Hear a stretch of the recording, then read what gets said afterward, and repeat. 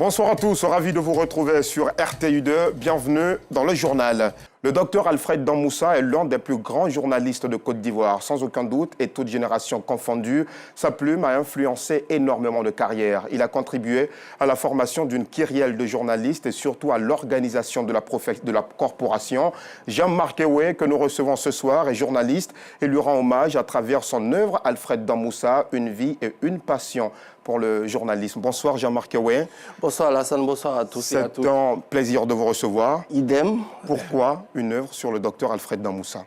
Une œuvre sur le docteur Alfred Damboussa pour d'abord saluer le travail qu'il abat au quotidien pour la vie des professionnels de la communication et des médias, mais aussi parce qu'il est un papa.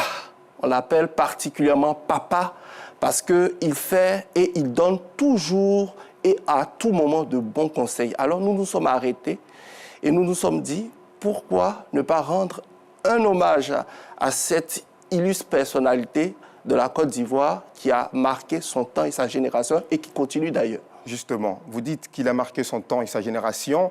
Dès l'entame du livre, vous mettez un accent particulier sur son parcours académique. Le docteur Alfred Damboussa, c'était un élève brillant et un étudiant excellent. C'était un parcours qui séduit. Effectivement, puisqu'il part de loin pour aujourd'hui être là où il est actuellement à la tête de l'ISTC, dont on en reparlera certainement.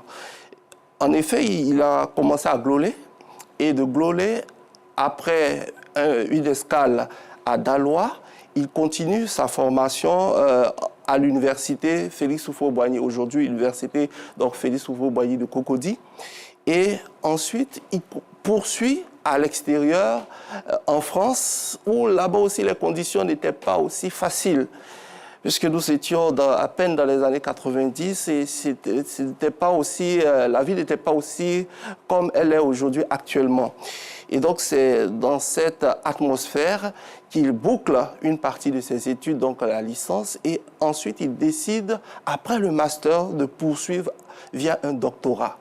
Et donc il est le premier docteur depuis 1986, oui. Troisième cycle, de doctorat obtenu au Centre d'études littéraires et scientifiques appliquées de Paris-Sorbonne 4. Et quand il revient riche de son doctorat, riche de toute cette connaissance qu'il a amassée, le docteur Damboussa travaille durant plusieurs années au quotidien gouvernemental Fraternité Matin.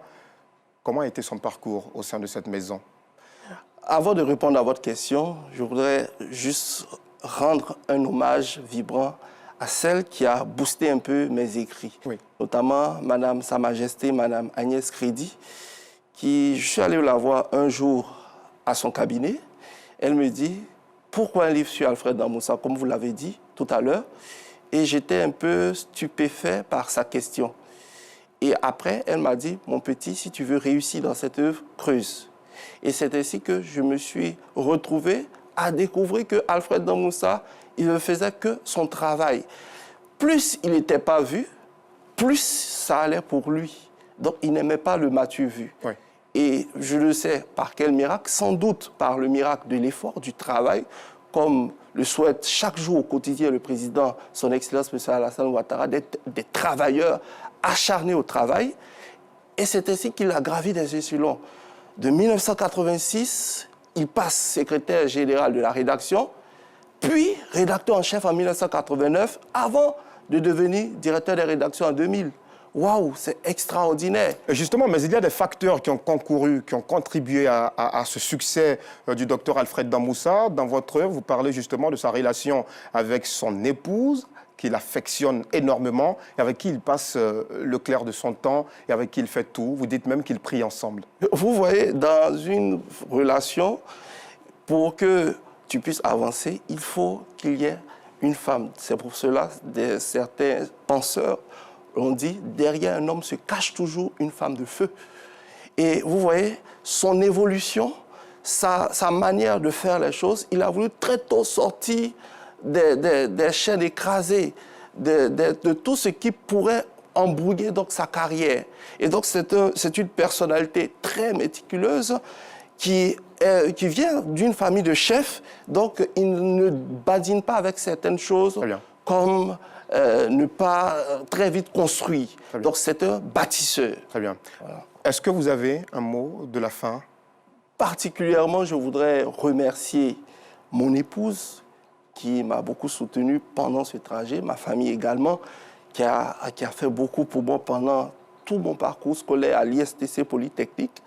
Mais aujourd'hui, je suis dans une école d'excellence d'élite, l'École nationale d'administration, dont je voulais profiter de votre antenne pour remercier particulièrement mon directeur général, M. Narcisse Epi-Yesso, qui nous, par ses conseils, qui nous permet de pouvoir travailler et de pouvoir être les meilleurs. Très bien. Et je voulais aussi, pour finir, remercier ceux qui m'encadrent, notamment mon patron direct, celui avec qui j'échange beaucoup quand ça ne va pas, M. Yeboui Serge Emmanuel, qui est aussi un pédagogue dans ce sens. Merci beaucoup, Jean-Marc Kewé. Merci pour cette œuvre riche sur le docteur Alfred Damboussa.